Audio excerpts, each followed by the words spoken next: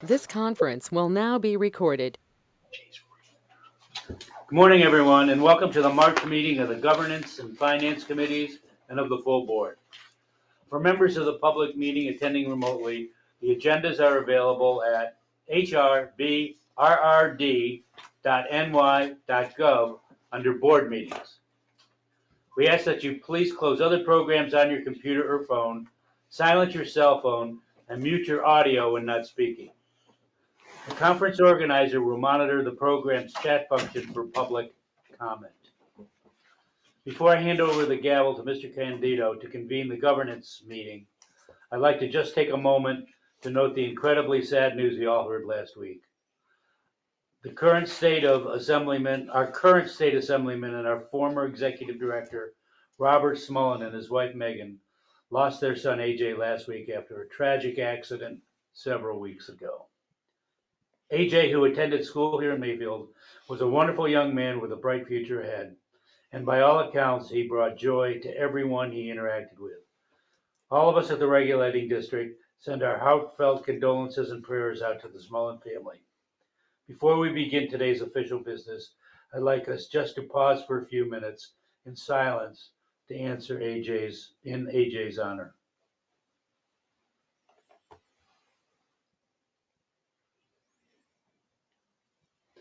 Thank you very much.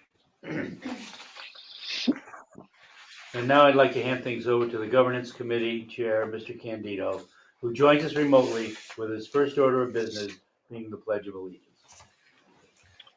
Thank you, Mr. Chairman. Everyone rise, please. I pledge allegiance to the flag of the United States of America and to the republic for which it stands, one nation, under God, indivisible, with liberty, justice for all. Thank you. Mr. Leslie, roll call, please. Committee Chair Alfred J. Candido Jr. Here.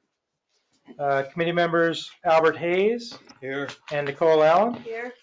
Excused committee member Kenneth DeWitt. Board Chair Mark Finkel. Here. Board members Timothy Reagan. Here. Executive Director John Callahan. Here. General Counsel Robert Leslie here. Chief Engineer Robert Fulton. Here. Chief Fiscal Officer Timothy Minicha. Here. Director of Administrative Services Stephanie Rizicki. Here. I believe Richard Byrd, a board member, is excused. Everybody's accounted for. Thank you, Mr. Leslie. I need a motion to adopt or revise the meeting agenda for today. Motion, please. That would make Go ahead. Miss Allen, There you go. A second, please. Got it. second. Mr. Hayes, All in favor? Aye. Any opposed? Any abstain? Thank you. I need a motion to approve the September 12th regular meeting minutes. I will make that motion. Mr. Hayes, I'll second. Miss Allen, All in favor? Aye. Any opposed? Any abstain? Thank you. We have quite a quite a substantive agenda here, so I will try to move along and get through it all, but there's quite a few resolutions. So our first is a motion to advance to the full board and recommend approval of our investment policy. Mr. Minicha, please. Thank you, Mr. Chair. You can find the investment policy resolution on page 5 of your packet. There are no meaningful changes proposed for the investment policy this year. The investment audit report conducted as part of the regulating district's annual financial statements audit last summer identified no issues that needed to be addressed. Our investment practices are fairly simple and consistent with the investment policy. We actively monitor our cash flow, try to keep funds and bank accounts below the $250,000 FDIC insurance limit per bank, and move the remaining balances to the controller's short-term investment pool, where the funds are collateralized and actively managed. In recent months, the short-term investment pool has generated a return nearly 5.4% on an annualized basis, which is roughly equivalent to short-term interest rates on United States Treasury bills. We could work a lot harder to attempt to generate some additional yield while not giving up the liquidity, but I don't believe that would be the highest and best use of our time given the controller's performance. And on that note, let me pause and offer to answer any questions you may have. I had none. Are there any questions? No? I have none. No. No. I'll accept the motion I'll make to the motion. approve. Ms. Allen, I will Second. second that motion. Mr. Second that. Hayes, Thank you. All in favor? Aye. Aye. Any opposed? None abstained. Next, we have a motion to advance to the full board and recommend approval of our procurement policy. Mr. Manisha, please. Thank you, Mr. Chair. You can find the procurement policy resolution on page 10 of your packet. The overwhelming majority of the procurement policy remains unchanged from the version the board adopted 1 year ago. The language we have revised is in sections 11 and 27, with strike throughs indicating deleted words and green shading indicating new language. These changes better align the regulating district's procurement policy with the relevant sections of the Public Authorities Law and associated state regulations. These recommendations arose from a meeting we had at the Controller's Office last fall, and we believe will bring some added flexibility to the regulating district without sacrificing necessary internal controls over purchasing. And I'm happy to answer any questions you have about this resolution. I have none. There being no questions, I'll entertain a motion to accept. He'll make that motion. I'll second. Mr. Hayes, Ms. Allen, Thank you. All in favor? Aye. Aye. Aye. Any opposed? Thank you. Very good. Our next resolution is a motion to, hold on, I just lost my agenda. A motion to advance to the full board the approval and recommend the approval of property guidelines. Mr. Manisha, one more time, please. Thank you, Mr. Chair. You can find the disposition policy resolution on page 34 of your packet. There are no meaningful changes proposed for the disposition of property guidelines. In recent years, we have worked closely with the Office of General Services to dispose of any surplus property and anticipate continuing this practice. And with that, I'm happy to answer any questions you may have. I have none. Thank you. I'll accept a motion to recommend approval to the full board. I'll make that motion. Ms. Allen, Second. Second that. Mr. Hayes, Thank you. All in favor? Aye. Aye. Any opposed? Thank you, Mr. Manisha. Next is our annual review of authority mission statement and performance measurements. Mr. Leslie, please. the authority mission statement and performance measures are on page 40 of the board packet. I would ask the executive director if he would be willing to read the mission statement. Thank you, Counselor, for twisting my arm.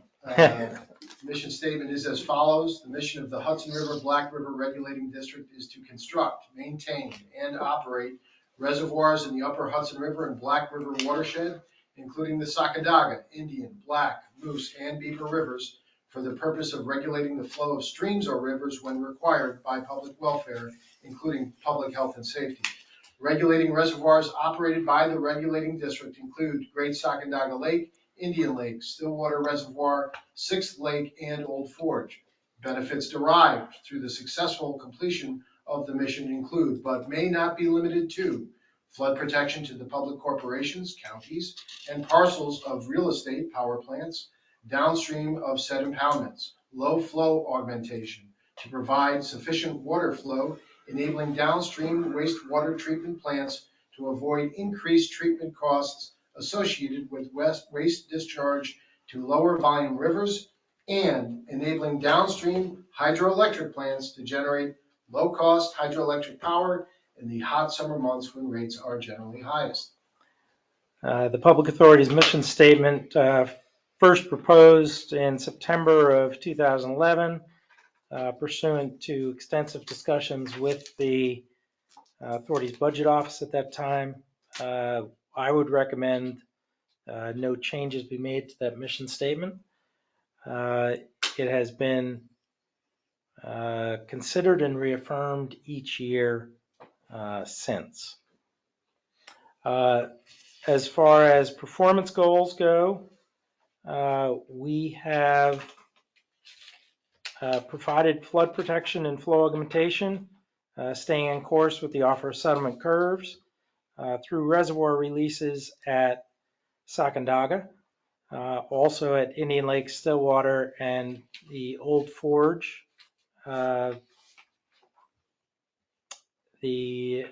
Reservoir and the Six Lake Reservoir. We've adhered to that offer of settlement for the Hudson and Sacandaga River. We have adhered to operating plans for each reservoir, provided for public safety, provided public information pertinent to our mission, maintained safe facilities, as Mr. Minichia noted, maintained our land management tenants, and maintained sound financial status. Our metrics are the offer of settlement, the target rule curves, the river flow thresholds and limits included in the offer of settlement and operating plans, the occurrence and extent of flooding, which we believe has been manageable. Public feedback, we have not received too many darts and arrows recently. The safety inspections completed by professional engineering staff, FERC and DEC reports on those completed safety inspections. General compliance with the DEC, APA, and other outside agencies, and our annual independent audit and public authority reporting documents. As far as additional questions, have the board members felt that they have read and understood the mission of the public authority? Are there any questions in that regard? No. Mr. Reagan? My question's on measurements, not on the Okay. question on the mission. Mission I'm fine with. Okay. Measurements, I don't know how you measure.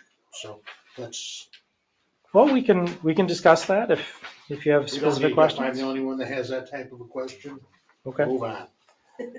Fair enough. You understand that the power to appoint management authority is with the regulating district board. If the board appoints management, there is a policy that is followed when appointing management of the public authority.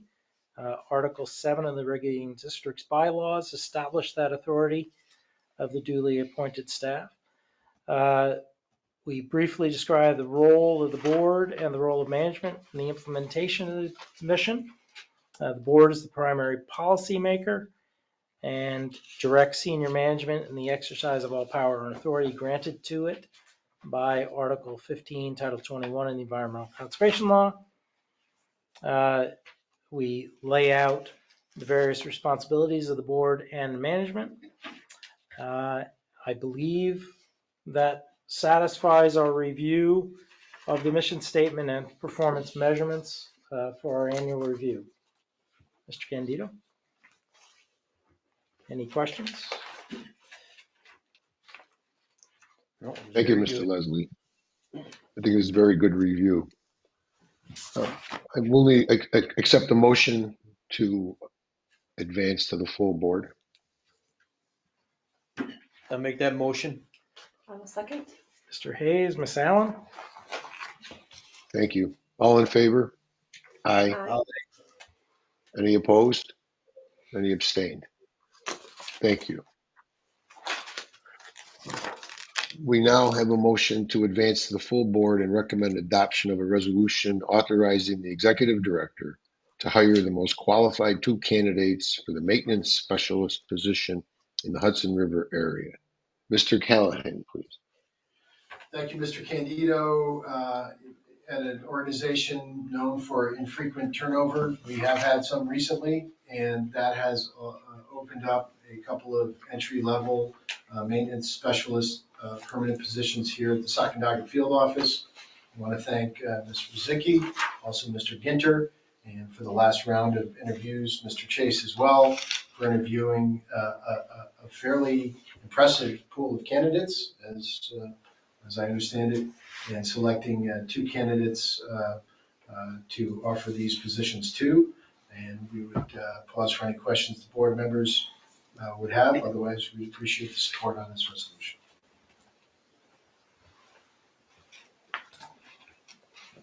Thank you. If there are no questions, I'll accept the motion. I'll make that motion. A second? Mr. Hayes, Ms. Allen? Thank you. All in favor? Aye. Aye. Any opposed? Thank you. Next is the motion to advance to the full board and recommend adoption of a resolution authorizing to hire temporary seasonal laborers to supplement permanent staff in the Hudson River area and Black River area. Mr. Callahan again. Thank you, Mr. Candido. Notwithstanding the previous item, we still do need to supplement our great permanent workforce with summer seasonal help, if we can find them. Has been certainly the theme in recent years, getting tougher and tougher to do that, which we hear from our other state agency partners as well. But we do occasionally get some excellent people, and we're asking for the board's support to identify and hire up to 6 of those outstanding candidates for summer help again this year. And with that, we'll pause and for any questions the committee may have. Have none. Thank you, Mr. Callahan. Motion to advance to the full board, please. I'll make that motion. That's for 6 temporary seasonal workers at a $15.42 per hour rate. Yes. Ms. Allen? Yes. I will second that. Mr. Hayes? All in favor? Aye. Any opposed? Thank you. Next is a motion to advance to the full board and recommend adoption of a resolution authorizing the expenditure of $51,035.94 for purchase of a replacement log boom for Conklinville Dam. Mr. Callahan. Thank you, Mr. Candido.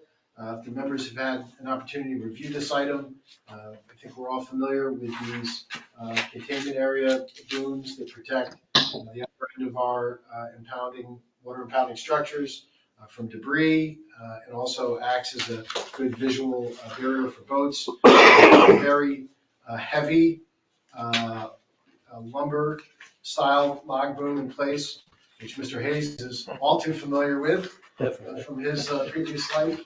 And this would replace this structure with a much lighter, easier to handle, and now industry standard style log boom, which is part of the Indian River rehabilitation project we're in the process of doing up there as well.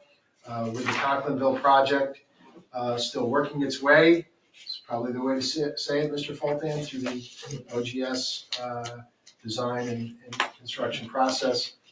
We didn't want to wait. We've had a failure of the existing log boom, which will necessitate a great bit of work to try and get it back together.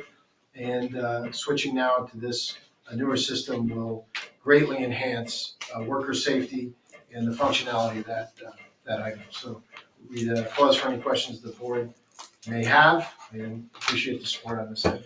Is that open to all of us right now, Jen? Is it- Questions? Sure. Yes, sir. Okay, so my only question on this is, I thought we had a capital plan. We talked about a 3-year capital plan, or is that another board item? I think that's on a different, We certainly do extensive capital planning as part of. Part of your our normal. overall financial. But do we have a 3 or 5 year capital plan, Rob, or anything out there that we have that we're Certainly do. We use to formulate our 3-year budgets. And this was on it or not on it? Replacement of that boom was not on it. Okay. And so do we need to update that 3 and 5 year plan?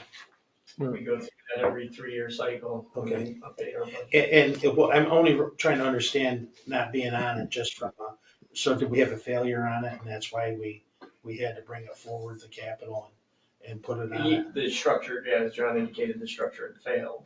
Okay. So linkages tend to wear and break. And so Okay, had it just broke or anything prior a number of times to the failure? We repaired it a few times. Okay, so it was, Yeah. Over the And the reason why- last 10 years. and the reason why I'm asking Probably this, been repaired Yeah. 5 to 6 times. the only reason why I'm asking this, you guys, is because I've seen situations where when you have capital, they go spend versus making sure that we have a very good way of going and making sure we're getting the most crucial things that we need to get. That's the only reason why I'm asking those questions. So let me just add then that we did find the necessary funds within the existing budget to pay for this through a combination of reappropriations from monies for capital purposes from the prior fiscal year and plus transfers from other accounts within the Conklinville portion of the budget to cover the full amount here.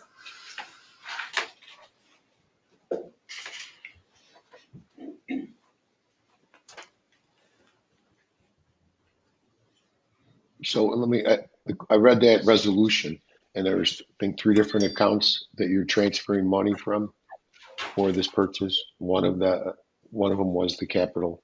Then there were 2 other operating. Are we approving, authorizing, or we don't need to authorize that as part of this resolution?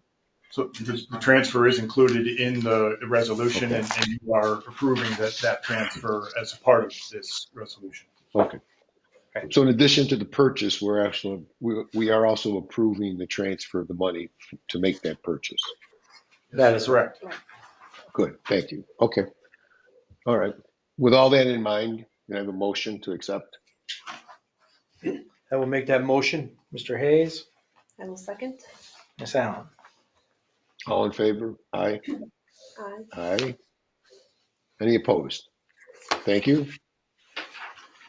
Motion, we next have a motion to advance to the full board and recommend adoption of a resolution approving amendments to policy governing acceptance of electronic payment by applicants for access permit system transactions. Ms. Brzezinski, please. Thank you, Mr. Candido. As you are aware, the Office of the State Comptroller completed an audit of the Raylene District's security over critical systems. They concluded that the Raylene District had generally taken appropriate steps to secure systems and processes. Their report included a single recommendation related to electronic payments.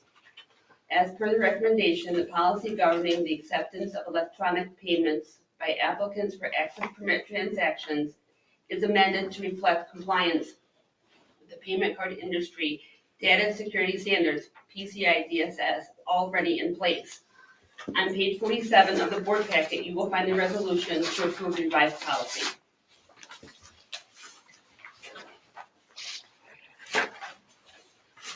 Any questions? Accepting a motion to approve in advance. I'll make that motion. Ms. Allen, I will second that. Mr. Hayes, Thank you. All in favor? Aye. Any opposed? Thank you. And finally, for the last motion, we have a motion to advance to the full board and recommend adoption of a resolution authorizing personnel advancements, including Hudson River Area Foreman and Black River Area Principal Plant Operator. Mr. Callahan. Thank you, Mr. Candido. This resolution appears on page 49 of your packet. As discussed, we've had some turnover here in the last 18 months to 2 years. This has allowed some of our members to have opportunities for advancement. And now there are additional opportunities as a result of some of this movement. Mike Chase, members will recall, had been promoted to assistant foreman in March of 2022. And Mr. Josh Rice has been employed in the Black River area since October of 2022 as a plant operator. And we are proposing to the board that they be advanced to foreman for Mr. Chase and principal plant operator for Mr. Rice respectively. And both employees have acquitted themselves well and have earned this opportunity. I note that the vacancies have been posted at all work locations as internal vacancies pursuant to the provisions of the existing CSEA contract. And these two individuals were the only two individuals that submitted for the respective positions. As such, we'd ask the board's support and pause for any questions the members may have.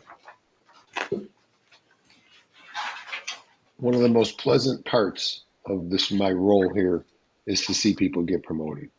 I think it's a wonderful, visible recognition of good performance, and it shows the entire organization that there's a career path. And thank you, Mr. Callahan, for your due diligence in selecting and recommending two competent people. I accept the motion to advance. I will make that motion. Mr. Hayes, I will second. Ms. Allen. Thank you. All in favor? Aye. Aye. Any opposed? Thank you. I have a motion to adjourn the governance meeting. Make that motion. Mr. Hayes, Second. Ms. Allen. The governance committee is adjourned. Mr. Chairman, the Thank gavel's you very back much. to you. That was quite a lot. 10:26. Next, I'd like to call on Mr. Hayes, who's the acting chairman of the finance committee, for the finance committee meeting. Thank you, Mr. Chairman. At this time, I would like to have a roll call. Mr. Leslie? I am with you in just a second. All right. That is governance. This is finance. Yeah, finance. Let's see. Committee members, Albert Hayes, Here. acting as the committee chair. Committee member Timothy Reagan. Here. Committee member Kenneth DeWitt is excused. Board chair Mark Finkel. Here. Board member Nicole Allen. Here. Board member Richard Byrd is excused. Executive director John Callahan. Here. General counsel Robert Leslie here. Chief fiscal officer Timothy Minicha. Here. Chief engineer Robert Fulton. Here. Director of administrative services Stephanie Rizicki. Here.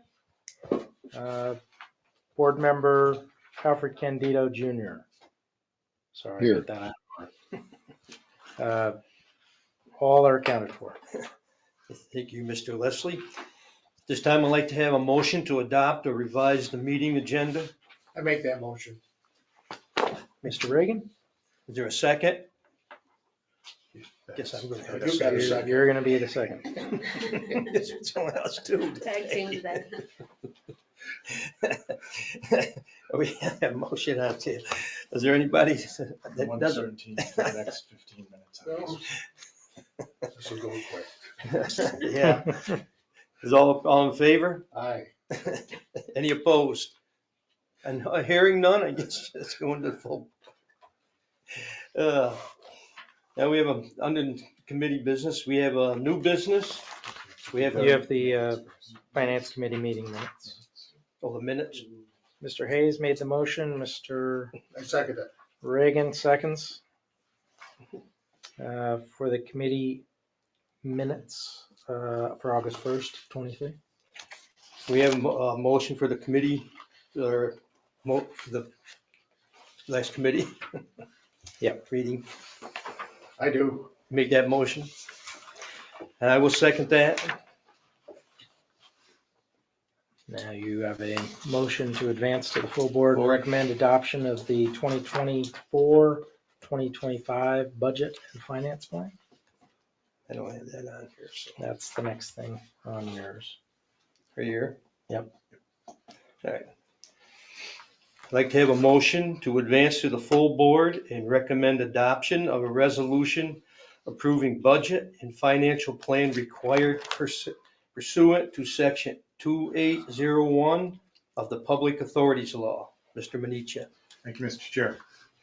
You can find the projected multi-year financial plan on pages 57 and 58 of your packet with the memo and the resolution immediately preceding it. You may recall from prior years that this multi-year financial plan, including its format, is required by law of New York State public authorities. So as we look at the plan itself and we go across the top, last year actual 2023 represents financial data taken from the regulating district's audited financial statements. The individual revenue and expenditure items differ somewhat from the items that the regulating district uses, but the bottom line for excess or deficiency of revenues and capital contributions over expenditures match what is found in the regulating district's audited financial statements.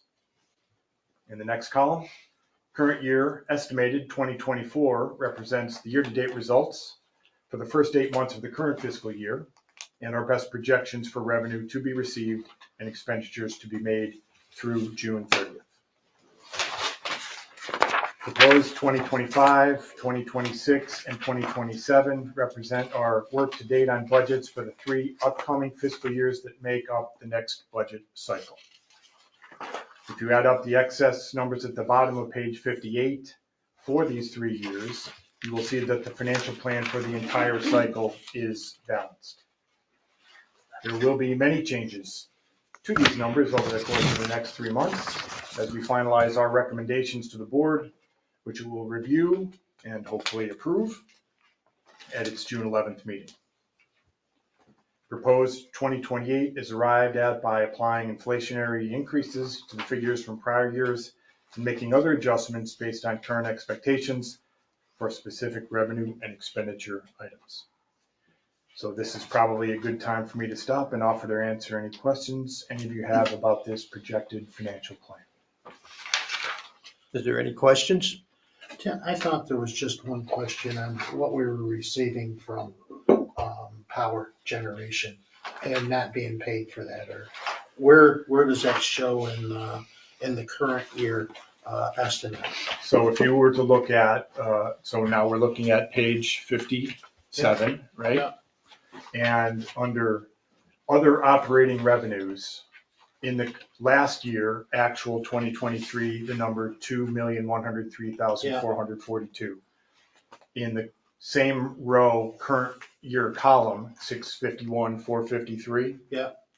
That reduction of roughly $1.5 million reflects the money that we are not receiving from the reservoir operating agreement at Conklinville as a result of Brookfield's actions. Okay.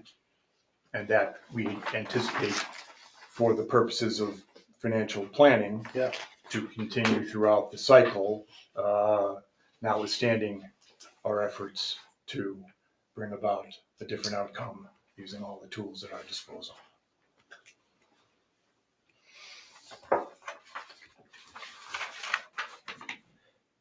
So you're building your budget based on not having that money yet? We're building our budget based on the current state of affairs that we find ourselves in, and on that particular item, prudence dictates, I think, despite our best efforts, that we not count on a reversal of our current situation with Brookfield. Mm-hmm. And so just the question, what's your thought process on making up those dollars? So we, as you build your budget. Sure. So we incorporate, of course, that into the revenue side and then have to adjust accordingly on the expenditure side. The biggest capital project that we are undertaking is in Indian Lake. We have a different source of funds, right? We'll be talking extensively today and then again next month about the financing through EFC of that particular project. We do have some modest growth in other sources, but obviously that is a very meaningful elimination of a source of funds. So what I just want to make sure I understand, because I don't know exactly on how all this works. Yep. So the capital that, or the money that's charged back to the individual counties. Yep. For the operation, it's not gonna go charge back to the county. It's gonna come out of capital that we plan to use elsewhere. So remember that during the cycle, Yeah. while the Brookfield development is not a positive one. Yeah. We have had another very positive development on the expenditure side where the regulating district no longer is responsible for making $3.1 million of payments to the school districts and municipalities. Yeah. So that obviously helps a great deal with trying to maintain fiscal balance as we go through the next cycle. I got it. Okay. Yep. Thank you. You're welcome. I just Thank you wanted for to make asking. sure I followed that, so. Any more questions? Hearing none, have a motion to I advance make the that full, motion. make that motion for the full board, Mr. Reagan, and I will second that. Mr. Hayes, the second. All in favor? Aye. Aye. Motion carries. Next, we have a motion to advance to the full board and recommend adoption of a resolution to further amend the agreement with Harris Beach PLLC C012022 to provide bond financing of infrastructure improvements. Mr. Minichia. Thank you, Mr. Chair. You can find the resolution on page 59 of your packet. 1 year ago, we asked the board to review and approve the first amendment to this contract with Harris Beach, the regulating district's bond counsel. We did so because the prevailing legal basis for financing infrastructure improvements at the time of the original Harris Beach procurement had changed significantly as the legal research and analysis had progressed. This required time and energy that was not anticipated in the original contract, hence the request for the First Amendment last March. Conditions similar to those remain today as we look to finalize and present to you next month 3 documents for your review and hopefully approval in connection with the financing for the Indian Lake Dam Rehabilitation Project with the New York State Environmental Facilities Corporation.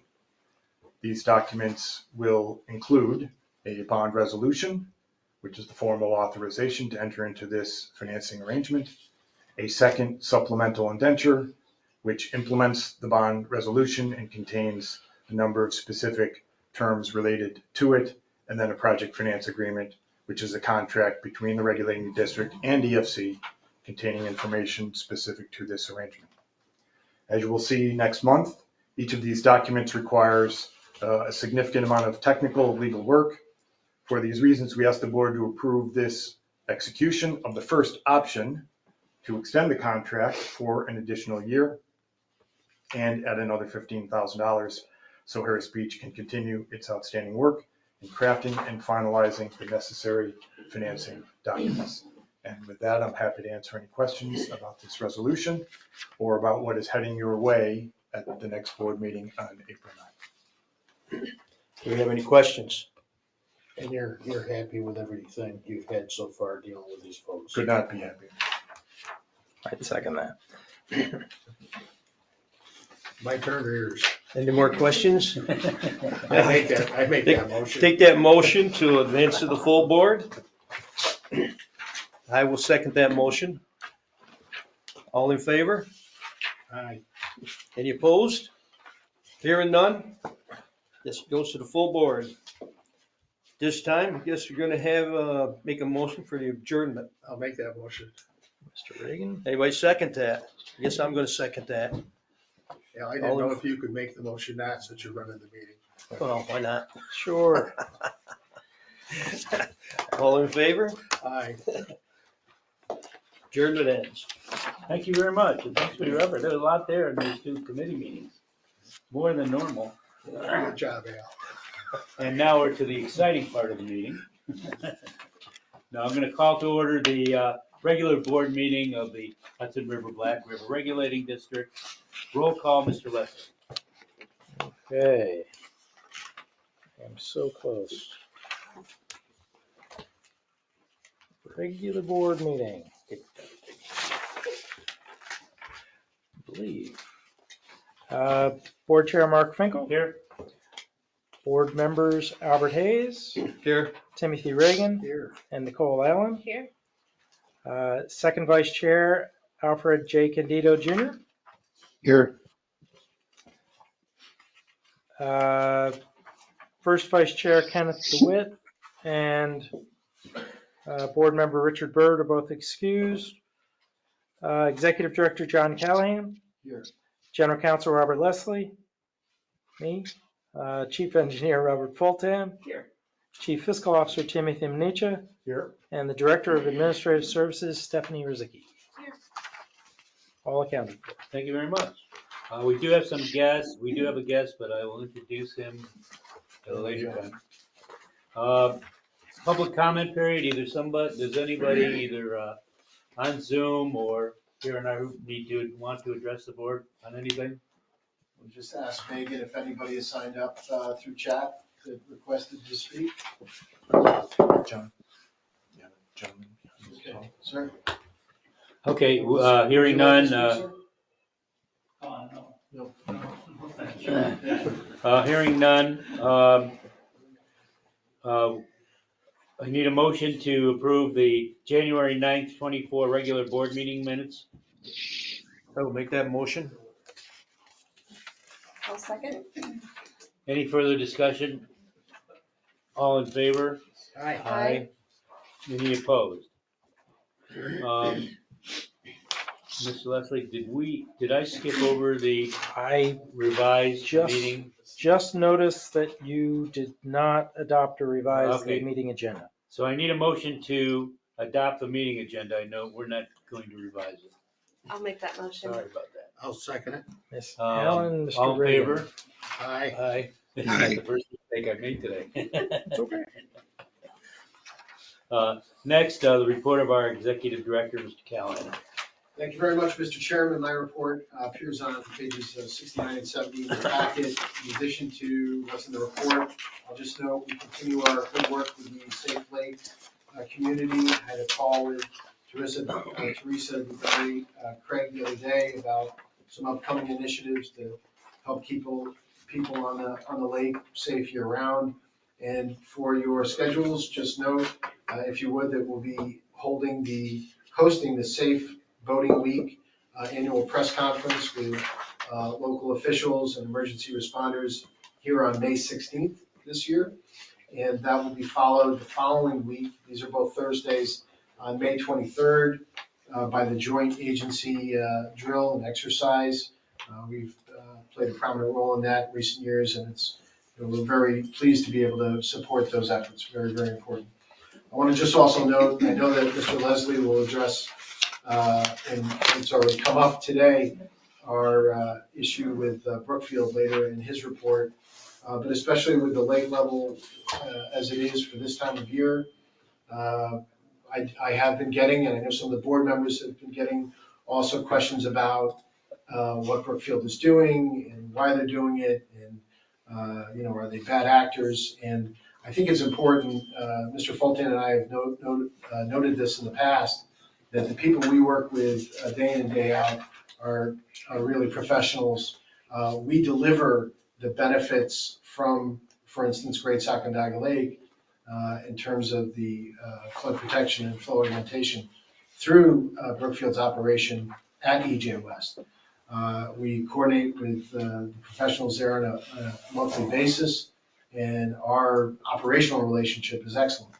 So we know that there are a lot of people eager to support us out there and have supported us. The people that Mr. Fulton and I work with and speak to on a regular basis, they're not some executive in a corner office in New York City or London choosing profit over public safety. Somebody has made a determination that they feel that the 5 counties downstream in the Hudson River area should gift 2.5 up to $2.5 million a year in benefits to Brookfield. The folks that we're working with at the operational level have not made that determination. So we just think at its most basic level, and this is something, we're only on the 5th floor in our Albany offices, and as most people can guess by looking at me, I take the elevator. But even that short ride, this is something that you can explain to somebody in an elevator up to the 5th floor. The permittees around Great Sac and Iowa Lake pay their fair share. The state of New York pays its fair share. The 5 downstream counties certainly pay their fair share. And we just think it ought to be apparent, and we believe it is apparent, and ultimately in the courts will be apparent that Brookfield should pay its fair share also, as it has for the better part of a century. So, but the purpose of these remarks is to emphasize the great working relationship that we have at the local level, on the operational level, with the professionals that we work with in water management day in and day out. All the other stuff is for the courts and for Mr. Leslie. So, but with that, I'll just pause and happy to answer any questions the members have. Any questions for Mr. Callahan? Thank you very much. Thank you very much. Next, we have contract actions. First thing, we have a resolution authorizing the renewal of an agreement with the United States Geological Survey. Mr. Fulton. Thank you, Mr. Sharon. The resolution is on page 71. And this is for the next 3-year cycle renewal of the contract for 15 river and reservoir gauges in both total, 6 of which are in the Hudson River area, 9 of which are in the Black River area, for a total of 3-year cost of $571,890. I'd be happy to answer any questions if you have any. Any questions? These are just for gauges?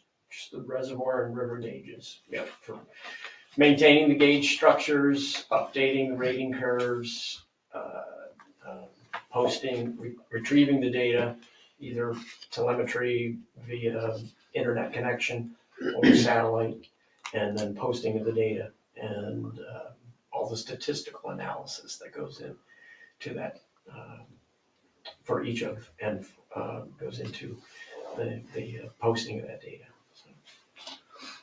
And this is part of USGS's nationwide gauge. And these gauges are all, right, they're all part of the. How many gauges? How many gauges are there? Nationwide? No. That we're paying. 15 gauge sites. And Mr. Fulton and I were just discussing the other day how over the years, going back to my canal days, I've been associated with these gauges and paying the local share. The local share has increased over the years. Yeah, and when I started with the district, we were paying about 25% of the total cost. We're now paying about 83% of the total cost for the operation. So. As are other public entities and agencies. Yeah. Any other questions?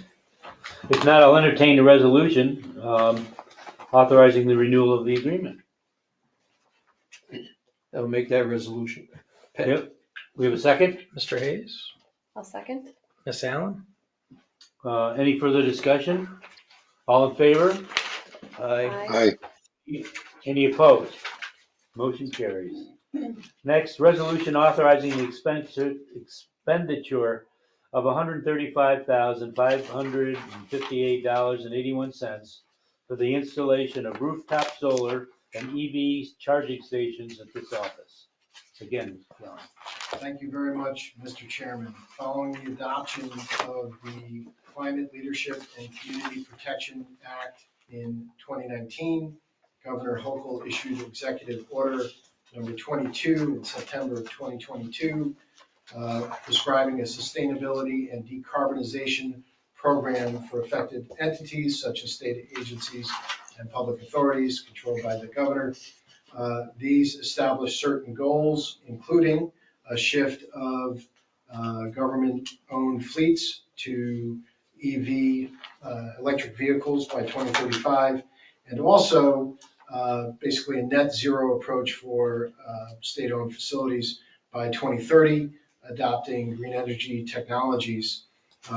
We sought consultation with our colleagues at NYSERDA to help us navigate some options that we might have to incorporate solar here at the Sacandaga Field Office. We appreciate very much the involvement of Mr. Minicha, Mr. Ginter, Ms. Rozicki, in looking at these different options that might be available. Ultimately, we identified 2 firms on state contract for these services. We issued a mini bid to both of those for this region. We received a single qualifying proposal from Solar Liberty. As you see in this proposed resolution on page 76 in your package, we're seeking the expenditure of $135,558.81 to invest in rooftop solar for our maintenance building and EV charging stations for the employee and the public parking lots here. I note that the total net cost will be $84,671.94 after rebates are applied. We've also had to do quite a bit of research on how that will work. There's a direct rebate now through the IRS that is applied whether or not, regardless of what tax status you're in, and we are eligible for that direct pay as well. So we're very excited about this, adding the EV charging capability to the facility, reaching net zero status here for this facility. And I'll pause at this point for any questions that any of the members may have about either the rooftop solar or the electric vehicle charging components of this resolution. Is there any fee with the charging?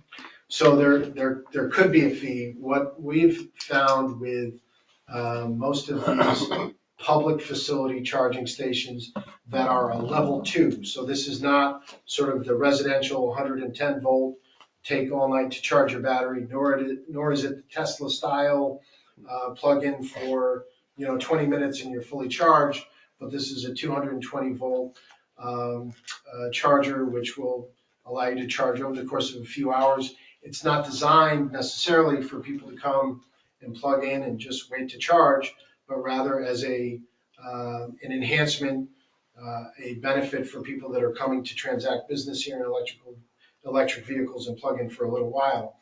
These chargers will be linked to a sort of a nationwide standard app called ChargePoint. It will allow us, and by the way, that also provides users a map of where they can find these chargers, because we know that there is a little bit of a gap here in the Adirondacks. If we find that there is a tremendous amount of use and that people are coming here expressly for the purpose of just charging up, we can use this app to charge a fee. We're not set up to do that initially, and we're not at this point suggesting that we do that, but we have that option.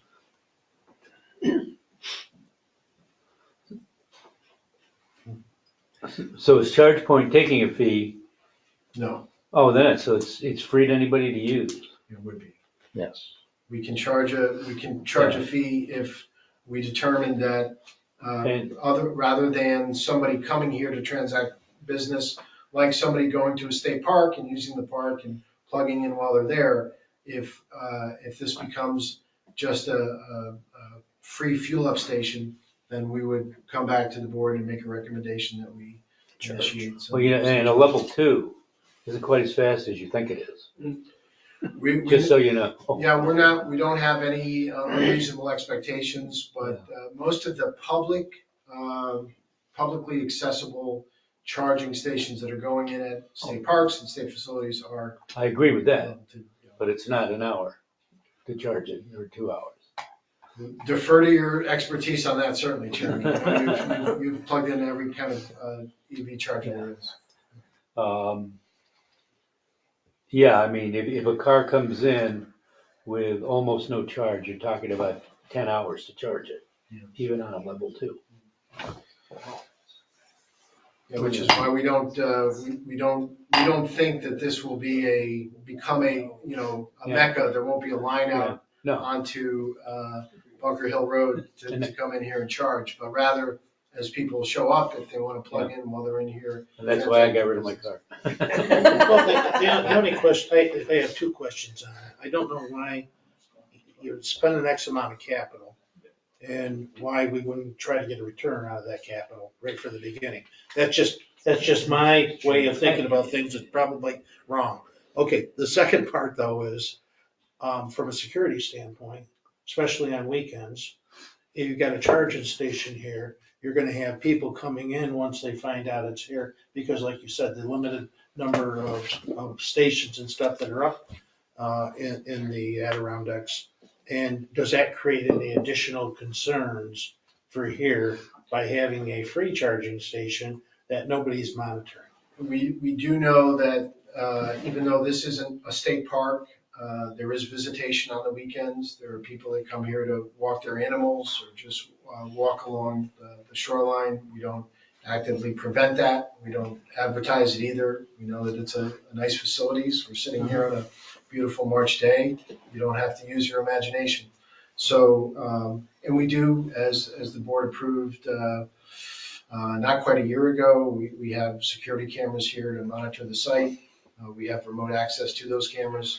And that might be another, if we determine that there is an issue in that regard, we would certainly have the opportunity and come back to talk about whether we want a price point for that service through the app, through the ChangePoint app, which we definitely have the ability to do. And that would be a way to curtail the use, but frankly, our thought going into it is we don't want to curtail the use. We'd like to encourage the use, and that would be consistent with the state's clean energy goals, both from the CLCPA and the Executive Order 22. But I certainly understand that the law of unintended consequences could rear its head here, and we'd have to adapt, I think, accordingly. John, where do they plan on putting the stations? Down there So or there up would around be- here? There would be 2 stations in the employee parking lot at the 2 outermost parking spots closest to the circular driveway, and there would be 2 down here as well in the public parking. So specifically the Executive Order 22 wanted state agencies to take steps to provide the EV charging to agency employees. So we want to make sure we incorporate that as well. So what was the last, everybody else charges? I mean, Not so, I don't think you'd find that with all the public facilities. For instance, all the Travel Plaza, New York State Thruway facilities. they definitely charged. Okay. They charge a lot. I mean, I'm just, asking the question, because I think people are used to paying, and now we're gonna go in competition with the private. Well, once if the board elects to proceed with this proposal for rooftop solar and the charging stations, I want to emphasize again that what you're approving here allows the regulating district to charge for the use of the publicly available charging stations. And the board, as it can do anything, can set those rates. I'm in favor of it, so I just. And you'll be able to see how much is being used, So we determine can- when it needs to be charged. Yeah, and I'll also note, I think importantly to Mr. Reagan's point, there is it's not immediate, but the return on this investment is 11 years with the rooftop proposal as a whole. So it will be, this investment will pay for itself after the rebates are applied. So I have 2 questions. One is, I don't know why we wouldn't start charging from the beginning to get our investment back sooner of going on. And then my second question is, and this is more of a philosophical question, because a lot of times when I've gone, that becomes an employee benefit to be able to plug in. It's not negotiated. A lot of times when we say stuff, well, we can't because it's gotta be negotiated. That always sticks in my craw that when we have to do something like this, it's not negotiated. But if we wanna go the other way, it's gotta be negotiated. So John, if you can tell me you got one in your quiver to use at some point in time, Yeah. I'm good. I think that would be, if a single one of our employees here currently drove an EV. Yeah. I mean, you might be onto something. Well, I think I've read the executive order. I think I have a good grasp of it. I think it is intended to encourage state employees to purchase electric vehicles. So I think the benefit to the employee, I mean, certainly the state would like to see more people in EVs. And I think that portion of the executive order, if it doesn't speak directly to your point, it incentivizes more public employees to go out and purchase EVs, knowing that when they are parked at work, they'll be able to charge. But I certainly, you're not wrong to say, with so many other things we talk about, as we are right now, we talk about those things in the context of negotiations.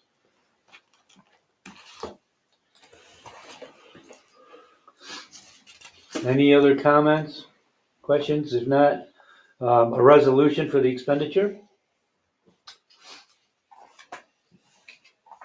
Is there a first? I'll make that motion. Second. Miss Allen? Any further discussion? All in favor? Who's our second? You can get yourself. I'll second that. I thought you got it. Mr. Hayes? All in favor? Aye. Aye. Aye. Any opposed? I guess the motion carried. Any abstentions? I mean, I know those committee reports were long, but let's all wake up here. But I'm full anyway. next, resolution adapting commercial access permit application process and procedure. Mr. Leslie. On page 78, there's a memo, resolution on page 79, followed by on page 80, 81, and 82, the requirements that staff set forth for commercial association access permits. Basically, what we have done in light of several high-profile commercial development proposals is undertaken a review of the procedure for accepting, reviewing, and processing commercial access permit applications. What we have come up with is basically a checklist of those things that staff requires of every commercial access permit applicant. And we've memorialized that checklist. So they first establish eligibility for the commercial access permit. They require the applicant to describe the proposal. Staff then assess consistency with our FERC license, Articles 407 and 408. Assess consistency with the State Historic Properties Management Plan done through OPRHP's SHPO office. Staff then must assess the proposal's environmental impact, typically a type 2, sometimes not. Make sure that the applicant secures liability insurance coverage, secures any other approvals from other agencies, whether it be DEC getting a dock permit, APA for an Article 814 permit, check in with the Army Corps, the Department of Health, and the towns and villages to make sure that no other approvals are required from them. Staff then are going to memorialize the fee imposed by looking to the schedule of fees established by board resolution and depict thereon the fees that are going to be charged so that we can take this checklist, append it to that fee schedule, know by looking directly at that fee schedule what fees have been charged and why, so that somebody who's charged $283 versus somebody who's charged $178 can both determine exactly why those fees have been charged, even if we're looking at it 3 years later. This will be maintained in the file, and the process will be replicated for each new access permit, new commercial access permit that comes in, and each modification of an access permit. So if somebody has a commercial access permit with 33 slips and they want to up it to 52 slips, they will go through the exact same process that everybody else goes through for a new or modified permit. Is there anything other than marinas where this would be used? Associations. Like the yacht club, would that be Yeah. something like that? Yeah. Okay. I just trying to figure out, when I read this and looked over it, I wondered what else besides marinas might get involved in this. Yeah. Restaurants with docks. What was that, John? Restaurants with docks. Oh, okay. Right. Yeah. And we don't charge by the slip, we charge by an area? I believe it is by the slip. By the slip. We do a physical boat count each year, in the following year's permit fees based on preceding year's boat count. You have any questions? Yep. Do you have any questions? I'm fine. Okay, I'm fine. I have a marina owner here, so. Okay, the basic idea is to ensure that everybody goes through the same process. Yeah. And that staff have guidance that they can look to. The guidance itself is required to be placed on our website. It'll be on the access permit portion of our website so that everybody can kind of follow along at the same time. And I think it's fair to say, Counselor, right, we're not breaking any new ground here. We're not putting in any additional requirements or traps that applicants need to run, but rather we are making it clear what the process is, the criteria against which these applications are reviewed, and as I think importantly, putting all of that guidance on the website where everybody can quickly refer to it and know exactly what they need to go through. Right. So it's an enhancement, and I really, again, as my memo indicates, want to thank Mr. Leslie for working with Dan and Danielle to just try and put all this down on paper in an easy to follow checklist that incorporates all these steps. Right. And maybe I didn't understand it right, but it sounded like too, you wanted to make it so people understood the fee. So they understood what they were being charged, why. Yes. Is that right, John? It is right. We do have, the board has adopted, and we have published, and is on our website, a fee schedule. Yeah. But even with that fee schedule process published, you still need a glimpse into the process in which of those fees apply at what point Right. during the permit process. So this This helps puts it all out. Right. articulate that as Everybody well. can see it. Absolutely. What happens is a couple of years down the road, somebody says, hey, I just bought this. Yeah. Bought the adjacent piece of property. I want to know why was the fee $343? Well, there's a number of ways to get the $343. Based on the number of slips, the number of gas pumps, the other accoutrements associated with the permit, the width of the permit area. And if I pick it up and look at it, I might come to a conclusion as to how you got to $343. Dan or Danielle may come to a different conclusion.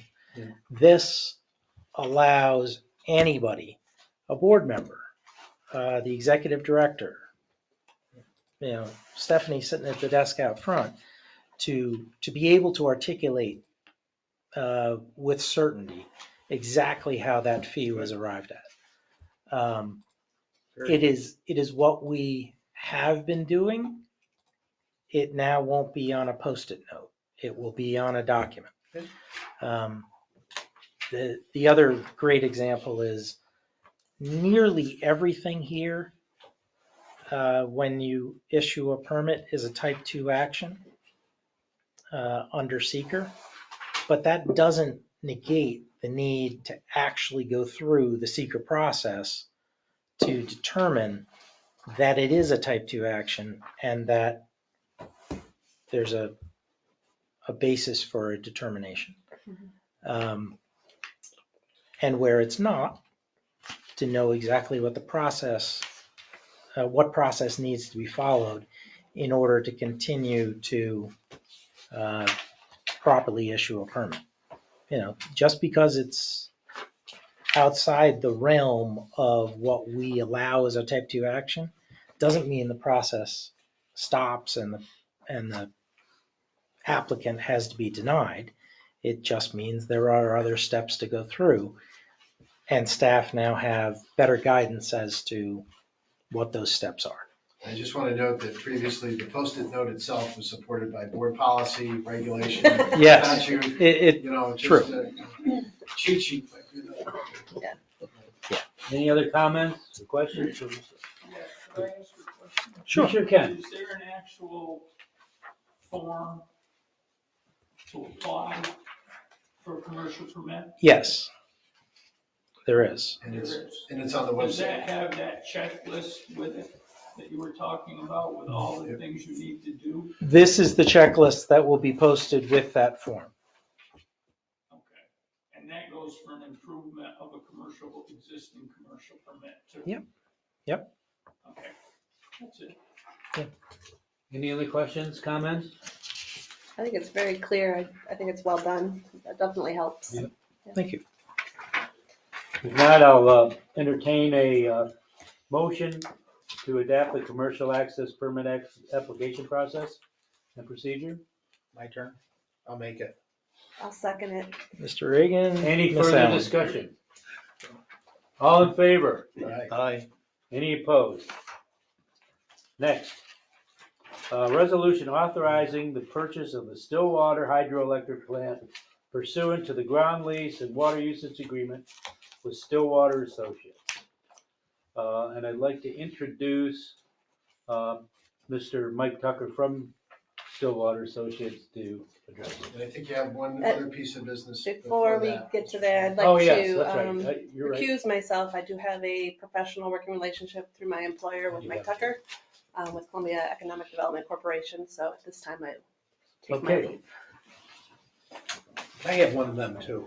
Yes, coffee in there. I was thinking there might be cookies, is what I was looking at. There's some out there. That's what I figured. I hadn't gotten one yet, so. Hold on, Cameron. Chairman Finkel, members of the Board of the Regulating District. I want to thank you, first of all, for allowing me to be with you today. I want to thank you for what you do when you sit here and listen to the detail and oversight that this board has on the work that you do. It's very important. I've had office in downtown Albany for 40 years, and you keep the streets dry for us there. And I've had the hydro plant at Stillwater Reservoir about the same amount of time. And we had one in Watertown at one point where you enabled us to operate that in the summer. So, I don't know that the public generally understands the value and of what you do because of having done it so long, so successfully. Going back a little brief history, and Rob asked me to be brief. In 1982, Ken Mayhew, the executive director at the time, came to us, and Long Lake Energy, a company out of New York City, had filed a permit application on the reservoir dam. And with federal eminent domain power, they were concerned that they could ultimately get rights to develop a hydro plant at the site. The only way around that was if the district filed an exemption from licensing on its own as the owner. And as a result, we entered into the agreement with the district to be able to file for a joint application for an exemption. And we were successful. And at the time, we had Mr. Mayhew's letter to me, which John found in the file. It's with extreme pleasure that I enclose a copy of the FERC exemption notifying that Stillwater project is exempt from licensing. You've accomplished an objective we have sought for the last 2 years. Congratulations, and let's keep the pressure on. And that resulted us in entering into the lease agreement. And I guess, when you look back, I think I'm the only one still alive that was at the table when we negotiated it and signed it. Walt Fitzsimmons was the Jefferson County Sheriff at the time, the chairman. I attended many of these board meetings, but you also realize when you read an agreement 40 years later that the lawyers didn't anticipate everything, and that there were interpretations that came out of the agreement that caused some of the contention that we've had, which has been we've worked through. The initial lease provided that the district would get 25% of net revenue. 10 years later, the district came to us and said, that's difficult for us to not have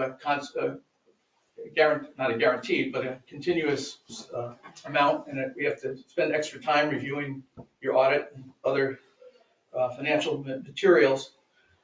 So we agreed to set a base price with a 3% escalator. Unfortunately, by 2021, at the end of the 5-year extension of the contract, that was representing 50% of our net revenue. And we attempted to negotiate with the district staff a new 15-year contract at a market rate, and we were unsuccessful in doing that, which triggered the provision in the contract that requires the district to purchase the plant. There's really only one disagreement between your team and our team, and that was the interpretation of the date on which to value the project for purchase. We felt it was December 31st, 2021. The district, because of the amendments to the contract and the third amendment revising the appraisal process that you did 2 years ago, that it was December 31st, 2023. I think, had we, and at this point, it's marginally above the position that you took in terms of defining the value as of December 2023. Our goal was to at least get to a value that equaled the position that the district was presenting. Obviously, when you negotiate, you start below that, but we're comfortable at this point that we're within the range between what it would be if we got 100% or you got 100%. And that's why we felt it was time to move on. And that was the only reason prior to you getting to that point that we retained litigation counsel and don't want to sue the state of New York. I've learned, having never done it. So where we are now is I want to thank John and Rob and Tim. We had spirited conversations over the years. We had good laughs, like you saw our congenial attitudes when we came in this morning.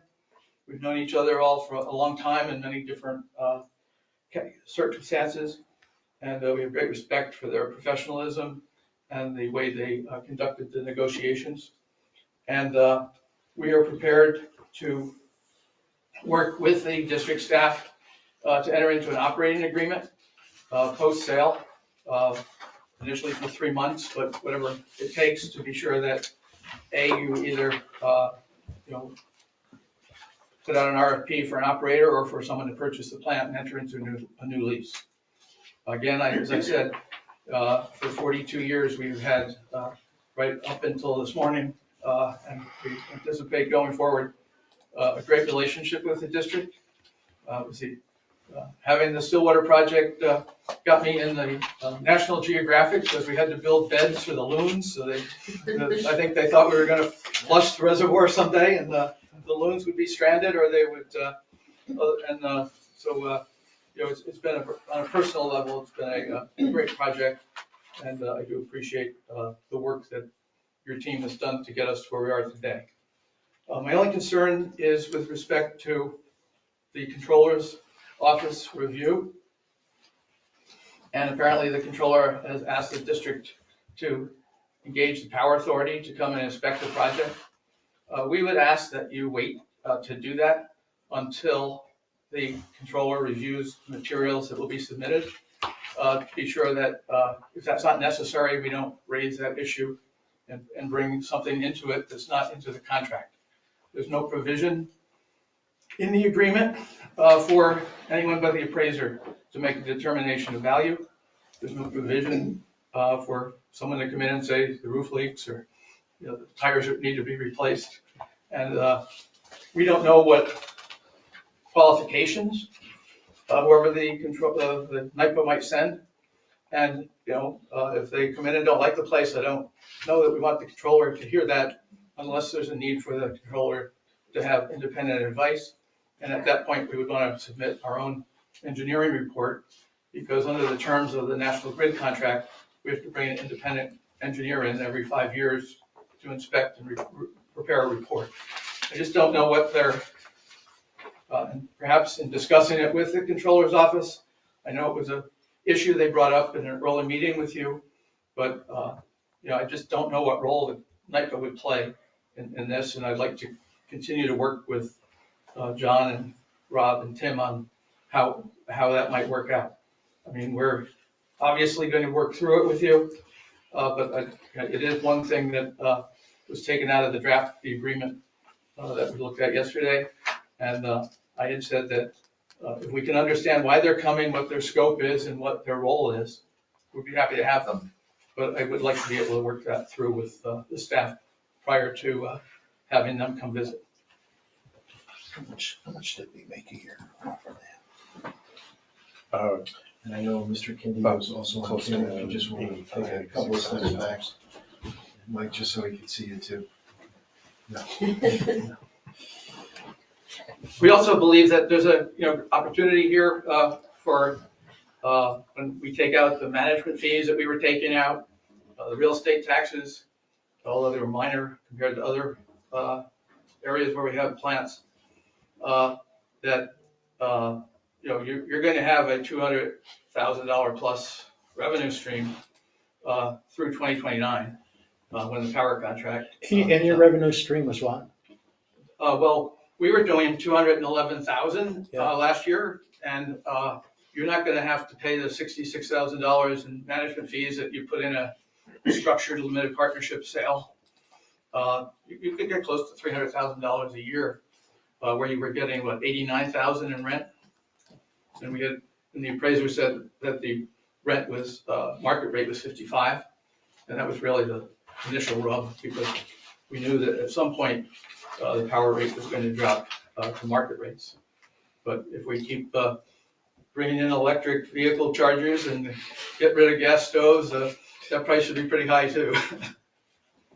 So again, it's been a great relationship. We look forward to continuing through the closing and continuing to cooperate and work with you to ensure that the transition and operations go smoothly.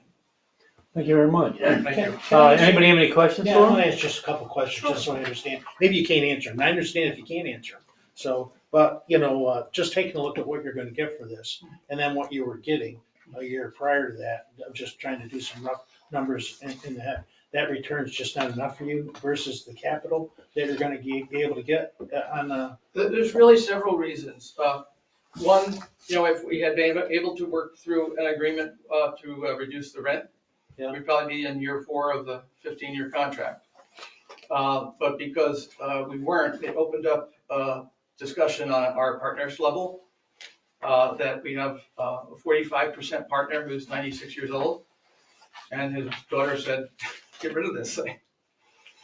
The other side of it is, I knew that based on personal relationships, professional relationships with your team in place, that we could work something through. 15 years from now, who's going to be at the table on our side, who's going to be at the table here. And, we're not a big company. We have, my partner, Bill Vance, and I are the general partners. Yeah.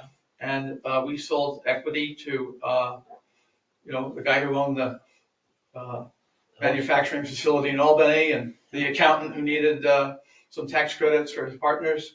So it's not like we have a sustainable operation beyond, my time running. I understand it now. I gotcha. I follow you. But we do think that, it's the right thing for us to do. We know it's not the perfect thing for you. When you look back on that agreement, you probably wonder what your predecessors were thinking. But I do want to thank you for, John has always acknowledged that obligation was there, and that we just had to figure out what the price was. And I think we all know how, we all have opinions on appraisers at this point in our lives.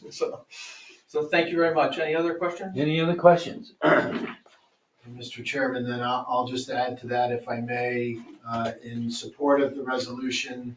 Mr. Tucker referred to contentious or spirited negotiations, and the fact we did start very far apart due to a difference of opinion on what a particular meaning was in the original agreement.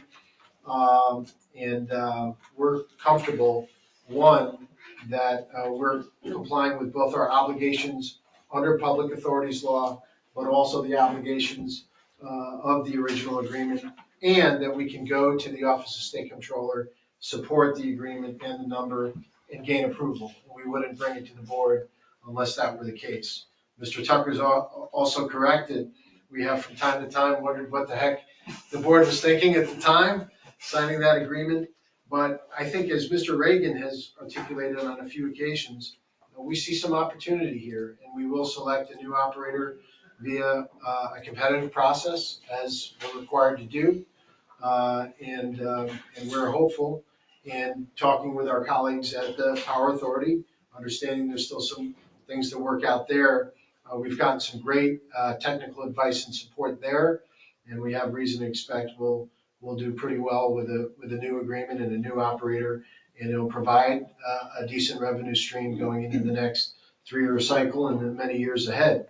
But all things being equal, it was not possible early on without the benefit of this process and negotiation and this public process that we're about to undertake to identify a new operator, to simply reduce the rent. And that got us to a point where the provision to purchase the plant was triggered, and here we are today. But I also want to thank, Mr. Tucker did already. I want to thank him and his team, the attorney that worked most closely on this, Mr. Bureau, for continuing to come back to the table after some very difficult discussions, which did not always end with the congeniality that Mr. Tucker referenced this morning, but also Mr. Leslie and Mr. Manisha, who spent a great deal of time looking at the numbers and looking through the legal issues, and getting to the point where we could, in good conscience, recommend to the board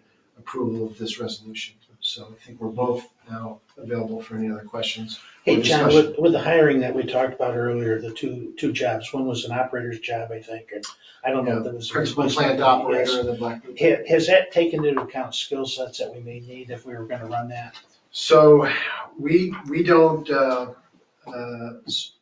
answer that question in two ways. Mr. Rice and Mr. Dick are very skilled individuals in a variety of disciplines, including disciplines that you would need to do this sort of work. We've gone from a staff at Black River area of operational staff of 3 down to 2. We're not proposing to increase that complement. And we don't envision operating the plant ourselves. We envision going out and getting a new operator that is in the power generation business. All that goes along with that, above and beyond just making sure the plant is running, and there is a lot. So we wouldn't anticipate either existing staff or expanded staff running the plant directly. We contract with Ampersand. It was at one point, we separated out our operation and maintenance to our employee who was running that, and Dave Crandall, and he took over that company. And then and they run it out of Watertown because they run the city of Watertown's hydro plant. Yeah. Under a contract. Well, thank you very much. Oh, And thank you. Again, we'll have to have a closing party. It's still Very good. Yeah. That's right. Maybe a handoff of the keys. Change the My favorite story is at the Stillwater Inn. Oh, You yeah. know, we're in there, I go up one night and the board meeting was gonna be there and all of a sudden what I was watching on TV changed. I couldn't find it again. So I went in and I asked the bartender, he goes, oh, well, somebody else wanted to watch something else, so we switched the internet. Thank you. No cable up there. Okay, so we have a resolution authorizing the purchase of the, do we need to put numbers in that? So, Mr. Chairman, the purchase price is $1,263,000. There is also our share of the third appraisal, which was jointly commissioned by the regulating district and Stillwater Associates for $7,900. And that total of $1,270,900 would be the total remitted. We have a motion then authorizing that purchase? Just one thing. Tim, where's that money coming from? I'm glad you asked. So what I can say is that starting a couple of years ago, when we, with the board's approval, began working with a liquidity consulting firm named 3+1, we have spent a significant amount of time and energy really understanding our actual and projected cash flow. We continue to use the tools that they developed on our behalf. And so as a result of all of that, I can confidently say that the regulating district will have sufficient liquidity in the Black River area accounts where the funds must be by statute, where they must come from, to make this purchase when the final details have been worked out. And the only caveat that I would say is that if something truly unforeseeable were to occur, that would be the only caveat that I would offer. Okay, so the idea is that we buy this and we get a third party to run it, and then we still get about what we had prior, maybe a little bit more. Maybe a What we're little making less. Prior is what you're projecting. As Mr. Tucker referenced, that the third appraiser determined a market value rate for the plant of $55,000. We will see what the market has to say about that. There is a power purchase agreement that runs out for not quite another 8 years. December 6 years. 2029. 6 years. 6 years, sorry.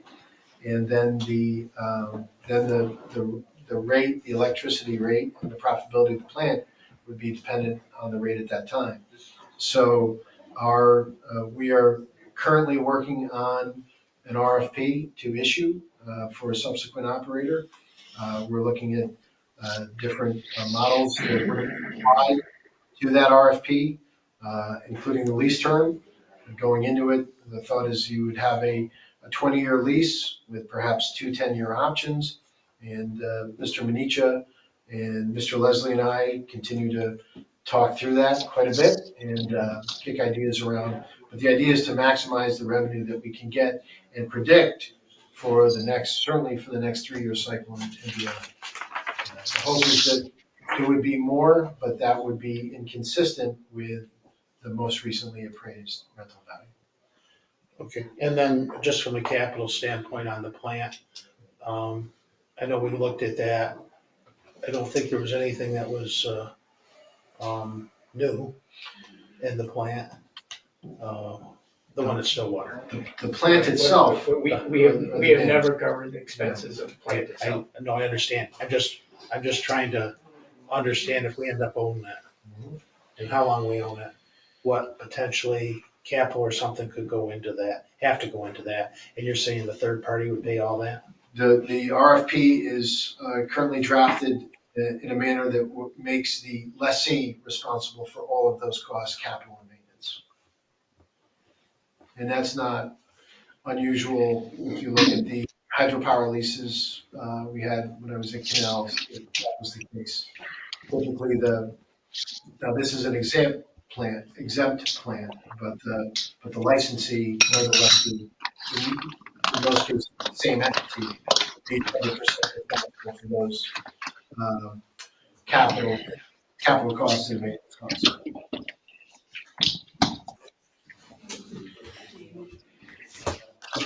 Just note, due to the potential votes here, we will need Mr. Candido on camera, I think. Yes. to vote. Mr. Candido, did you happen to hear that? I did. I heard everything, excuse me. I Thank just you. got off screen for a minute. Roger. Okay, so we have did I get a first on that? Not yet. Okay, so I need a resolution, I'm sorry, a motion authorizing the purchase of the Stillsville hydroelectric plant pursuant to the ground lease and water usage agreement with Stillwater Associates. At a purchase price of, can we put, $1,263,000 and an additional $7,900 to cover our share. okay. And I'll fix the typo in the title. Do we have a second? First. I'll move. We have a second. Mr. Hayes, Mr. Candido, second? Any Second. further I second. discussion? If not, all in favor? Aye. Aye. Any opposed? Anybody opposed? Motion carries. Okay. I'll get it.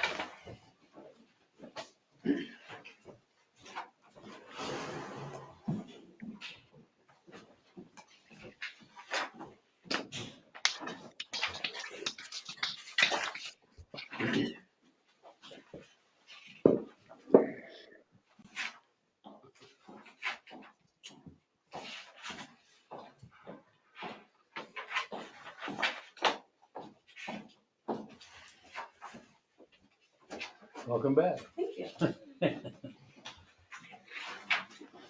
Okay, next we have to do staff and committee reports. First one is the governance committee report, Mr. Candido. Now, most of us have heard all the arguments here. So is it,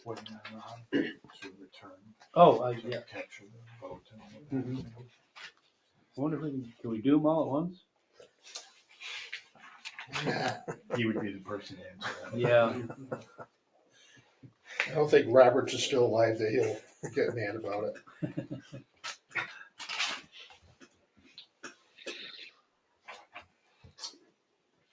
Can I make a motion? Can I make a motion, Mr. Chair, that the governance committee action taken an hour ago with everyone in the room present be adopted? I just have to wait till Mr. Leslie gets back in the room. We await the Okay. return of the parliamentarian. Okay. I thought it was the same thing. Meanwhile, you've got all that stuff individually, so we're all set. While we're waiting, I went to a trivia contest the other day, Yeah. and one of our group, we were, and then they said, okay, the next subject is the Sacandaga Reservoir. So everybody looked at me. I mean, this is a slam dunk. Did you win? And no.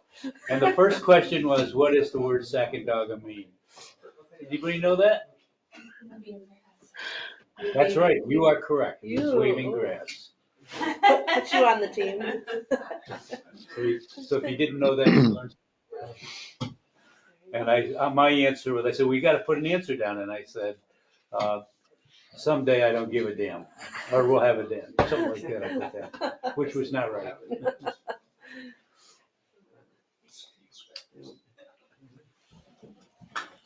We did get Could have read that by now. Good.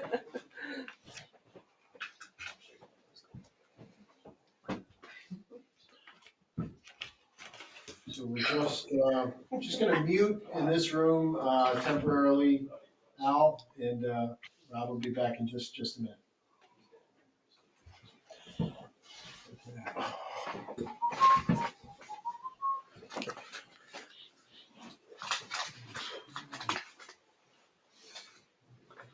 Boy, it's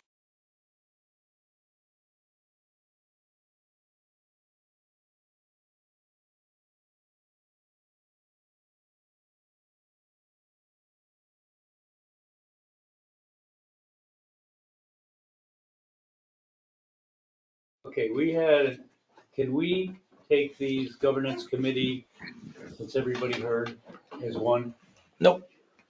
Okay, we can't do that.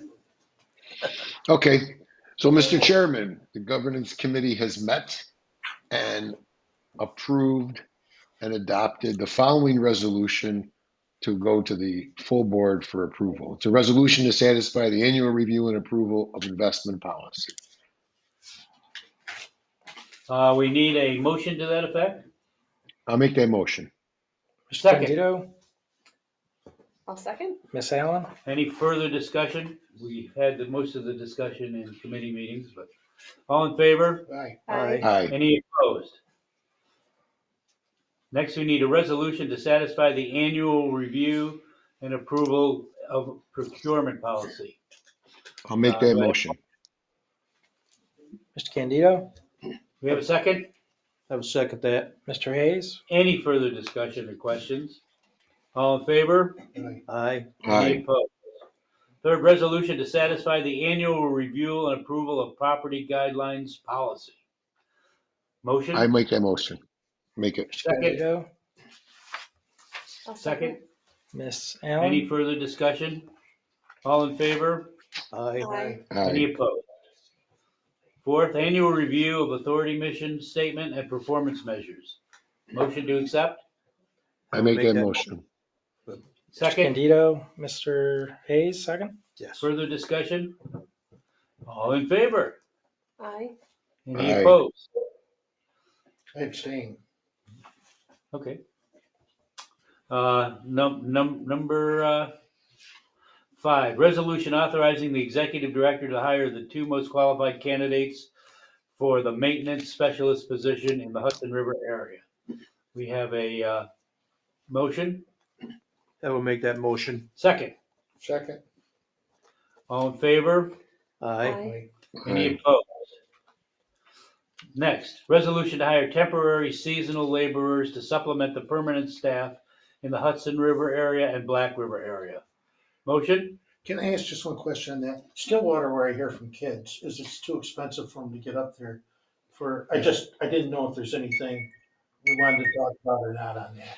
And that's the rate, Yeah. there's nothing we can do for them or anything. Yeah, the rate, as we've seen, we're just talking about seasonal positions because, currently in the negotiations, but, we have certainly heard and seen other agencies with their seasonal staff, try to, enhance the pay to try and get summer help. It's been across the board. And I don't think this is limited to government jobs either. I mean, you see in the hospitality industry, people struggling to find sort of lower wage and entry level staff.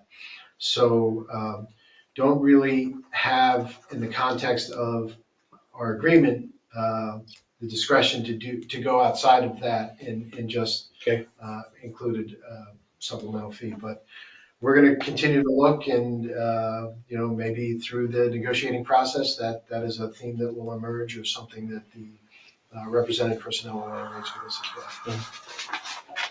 Because I reach out to a number of kids and they say I can make more at McDonald's after I pay for gas going back and forth, plus probably 2 flat tires. But there's more to the reward of a career at the regulating district than just pay.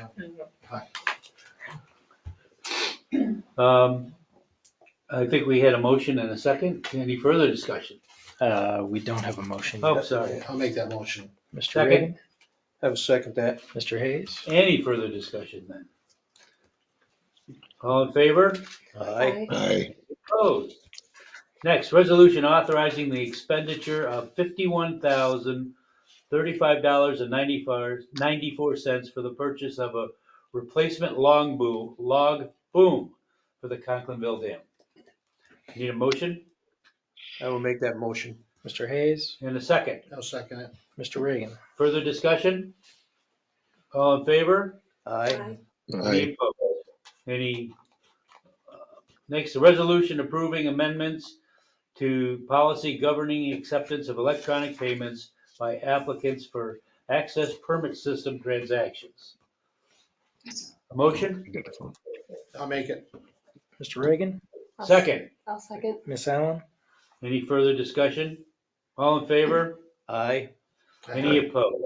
And finally, resolution authorizing personal advancements, including Hudson River Area Foreman and Black River Area Principal Plan Operator.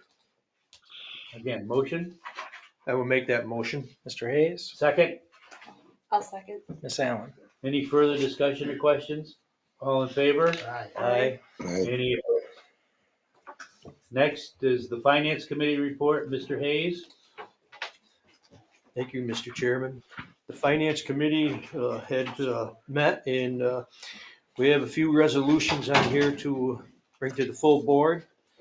First is a resolution approving budget and financial plan required pursuant to Section 2801 of the Public Authorities Law. But if I could have a motion for the resolution? I'll make that motion. Mr. Reagan, Can I have a second? I'll second. Miss Allen, All in favor? Aye. Aye. Thank you. Next, we have a resolution to further amend the agreement with Harris Beach PLLC C012022. See, I got that straight this time, see? To provide bond counsel services in the connection with the anticipated issuance of serial bonds or other financing of infrastructure improvements. Can I have a motion on that? I'll second it. Miss Allen, Mr. Reagan. Second. All in favor? Do we have any opposing? Hearing none? All in favor? Aye. Aye. Aye. Resolution passes. Thank you. Boy, I'm going to need glasses. You want to borrow those for you? Next are staff reports. General Counsel, Mr. Leslie. I would report on our continuing to engage with General Recoveries Unit of the Office of the Attorney General's Civil Recoveries Bureau regarding the commencement of an affirmative case seeking redress against Erie Boulevard Hydro Power LP in the state or federal court system. The General Recoveries Unit expects to submit its own demand to Erie shortly, to be followed thereafter, probably 95 days, barring Erie's payment of what is essentially 1.4 to 1.5 million demanded, basically 7 months of the $2.503 million we believe they owe. We anticipate the General Recoveries Unit will commence that suit with a summons and complaint. So the demand letter is going out shortly, summons and complaint probably 3 months from now. I'd also report that we engaged with a representative from Stillwater Associates, as you just saw. I think I can skip most of that, and spent good period of time memorializing with permitting staff the process and procedures governing the application for commercial association permits. If there's any questions, I'm here to answer. Other than that, I'll Any questions for Mr. Leslie? allow the meeting to move on. Thank you, and thanks for the work. I know this is a lot of work with everything we discussed this morning. Director of Administrative Services, Mr. Ziggy. Thank you. My report is located on page 89 of the board packet. During the reporting period, I completed the second Douglas Field Office monthly and quarterly compliance audits. Access permit renewal transactions were reviewed to ensure proper procedures are in place. I was the operations manager reviewing, screening, and interviewing candidates for the maintenance specialist positions. Our annual MWBE and SDVOB goal plan documents, as well as our third quarter reports were submitted. Remainder of my time was spent working with staff, the AG's office, and OSC on numerous contracts. As a reminder, please review the contract status sheets in your board packet as they satisfy the public authority requirements. That concludes my report, unless you have any questions. Any questions? Thank you very much. Chief Fiscal Officer, Mr. Meany. Thank you, Mr. Chair. You can find the CFO report on page 93 of your packet. I'm happy to report the regulating district's cash position remains strong with combined bank deposits and STIP investments roughly 1.6% higher than they were at the same time last year. Year-to-date net revenue is not nearly as positive as it was last year, largely due to the absence of more than $1 million the regulating district would have received from Erie Boulevard Hydropower had they not walked away from the agreement that had been in existence for many decades. I state in my summary, and have done so in describing the Harris Beach resolution today, what lies ahead for the board at its April 9th meeting with respect to financing the Indian Lake Dam Rehabilitation Project. I'd also like to note that we expect to make a recommendation for hiring independent auditors for the next 3 audits at the April 9th meeting as well. As I've done a lot of talking today, I'm going to stop now and offer to answer any questions you have about any aspect of the regulating district's finances. Any questions? Yeah, affidavit for expenses. In that case, And finally, Mr. Chair, just one last item for me. I'd like to call your attention to the signed affidavit you can find on page 134 of your packet. It lists necessary and reasonable expenses incurred by board members relating to their participation in the January board meeting. Article 3, Section 2 of the regulating district's bylaws require the board to approve any payment before any reimbursement can be made. And before asking for you to make a motion to approve these expense reimbursements, let me offer to answer any questions anybody has about them. we have a motion to approve the expenditure. I'll make that motion. Mr. Reagan, Second, Second that. Mr. Hayes. all in favor? Aye. Any opposed? Next, Chief Engineer's report, Mr. Folker. Thank you, Mr. Chairman. My report begins on page 135. Become more of a norm. In January, February weather, January was excessive precipitation, most of it, or a good quantity of it, liquid form. In February was typical February and rather dry. In fact, in the Hudson River area, we had between 15 and 20% historic average precip through the 26th of February. Although with the wet conditions in January, we had inflow to Great Sacandaga Lake and Indian Lake of about 100% historic average. And in the Black River area, it was a little bit more wet, but still below average, ranging between about 30 and 50% of historic average through February 27th in our reservoirs. And again, inflow to Stillwater Reservoir was about 98% historic average. Certainly since that January, high inflows and precipitation, and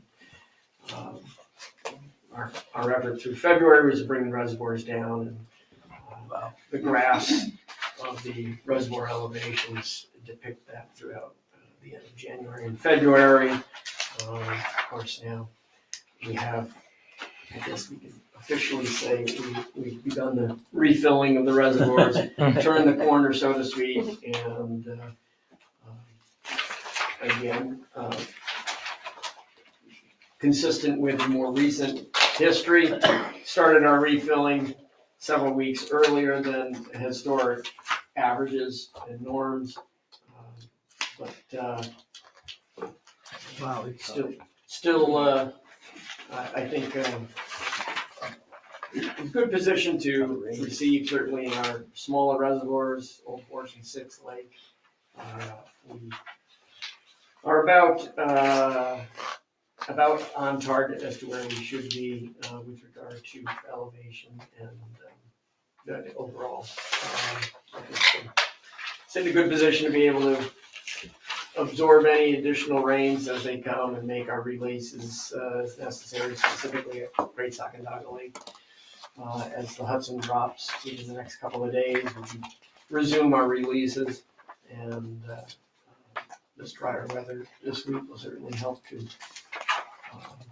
relieve some of the inflow and storage volume that we've seen over the last couple of weeks, making a little bit more space for the spring rains that we will certainly receive between now and May. So, additionally, appended to my report is a brief summary of the progress work at Indian Lake, the dam rehabilitation project. And, most notable is that the C.D. Perry, the contractor, has begun drilling and grouting some of the structures, including the bulkhead gate structure, and has removed the bridge access, pedestrian bridge over the spillway in preparation for drilling and grouting of the spillway structure and the spillway piers. I've also attached, but I will not go through that, our consultant's report for the period ending February 16th, also attached. Certainly happy to answer any questions if you have any. Are there any questions? On page 155, remove deer from ranks of the left. What the heck is that? Is that a deer got into it and went down? Old Ford Reservoir, almost on an annual basis, sees deer venture out onto the ice. And they go through. And they will end up, if they don't swim out or are unsuccessful in swimming out, will end up on the racks through the forge. So, Through the ice, not through the racks. they do not go through the racks. Well, no, they do not go through the racks. You're not sure where they go in, huh? It does depend on how long they fit in the ice. Oh, Pulled many a deer from them lakes. Yeah. any other questions?